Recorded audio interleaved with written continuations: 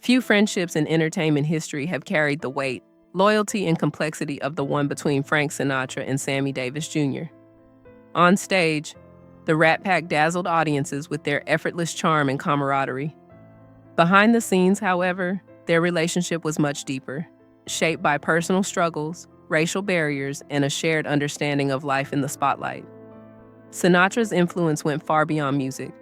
He became a protector and mentor for Sammy, navigating him through the dangers and prejudices of mid-20th century America. Their story is a testament to loyalty, courage, and friendship under fire. First meeting in Detroit. The story begins quietly in 1941, backstage at a Detroit venue where the Will Maston Trio opened for Tommy Dorsey's orchestra. Frank Sinatra, 26, was already attracting attention as the young crooner, while Sammy Davis Jr., just 15, was already a polished performer with remarkable skill.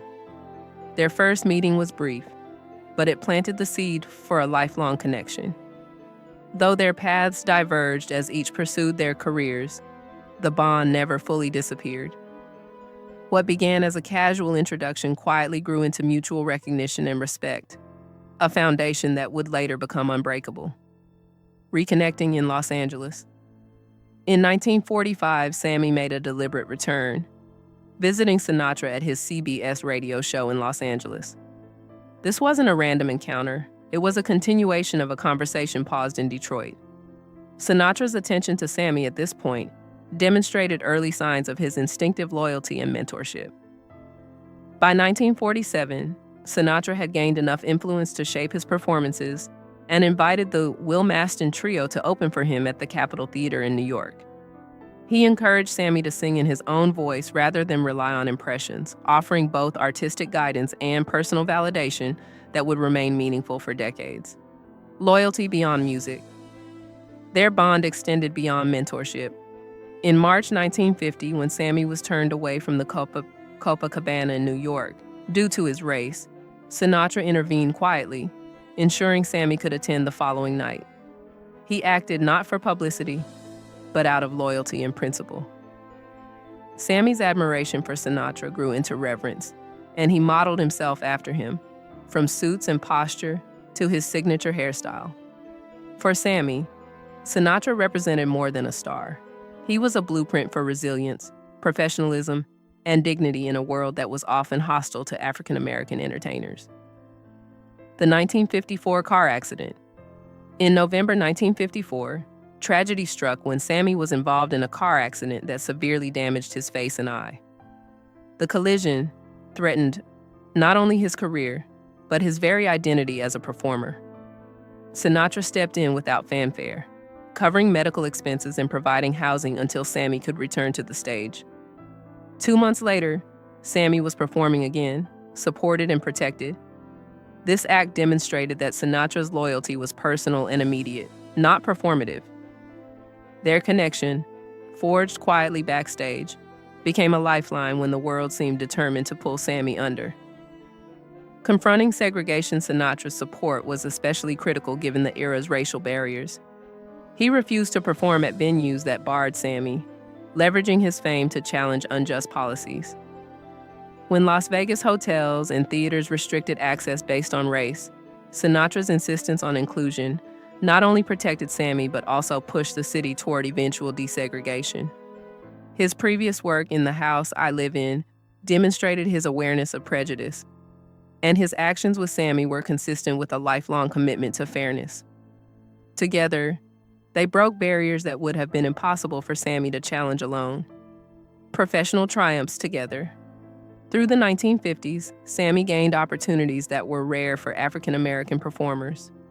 Sinatra helped secure complimentary rooms, drinks, and full access to Las Vegas casinos for Sammy and his trio. By 1954, Sammy was opening for Sinatra at the Sands, signaling a major breakthrough in his career. Their stage chemistry was effortless, reflecting years of mutual support, shared challenges, and trust. While the world saw glamour and laughter, the real story was the quiet reinforcement backstage. Sinatra's presence ensured that Sammy could perform without fear or compromise. The peak of the Rat Pack. By 1960, the Rat Pack had solidified its legendary status, blending film and live performance into a cultural phenomenon.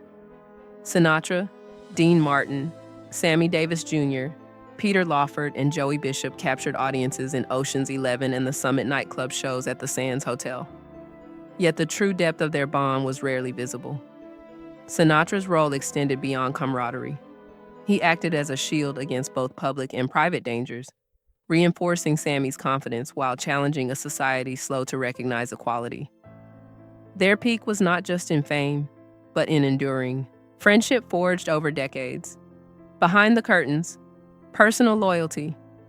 Sinatra's loyalty was deeply personal, extending to times when public recognition wasn't possible or safe. He stood beside Sammy in life-altering moments, from injuries to racial discrimination, without making headlines. This steadfastness shaped Sammy's perception of friendship, trust, and resilience. The two men's relationship defied societal norms and expectations, reflecting a profound understanding of loyalty, respect, and empathy. In a world often dominated by spectacle, the most remarkable aspect of their connection was its quiet, unwavering nature behind the scenes. Sinatra's final years. In his later years, Sinatra's health declined, limiting public appearances and reducing his once commanding presence. After a heart attack in February 1997, he retreated from the spotlight entirely. He witnessed the death of Sammy Davis Jr., a loss that marked the end of an era for him personally. Despite his own struggles, Sinatra's devotion to friendship remained evident. He had spent decades protecting and mentoring Sammy, and their bond remained a defining element of his life even as he faced his own mortality. Remembering two legends. Sinatra passed away on May 14, 1998, surrounded by family. His funeral reflected his life, restrained, dignified, yet profoundly felt. Tributes poured in worldwide, highlighting both his musical legacy and the personal relationships that shaped him.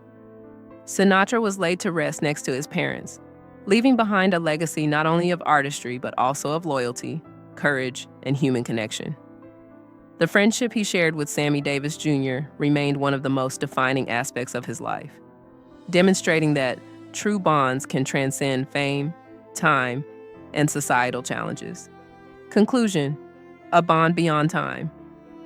The friendship of Frank Sinatra and Sammy Davis Jr. exemplifies loyalty, courage, and the transformative power of support in an unforgiving world.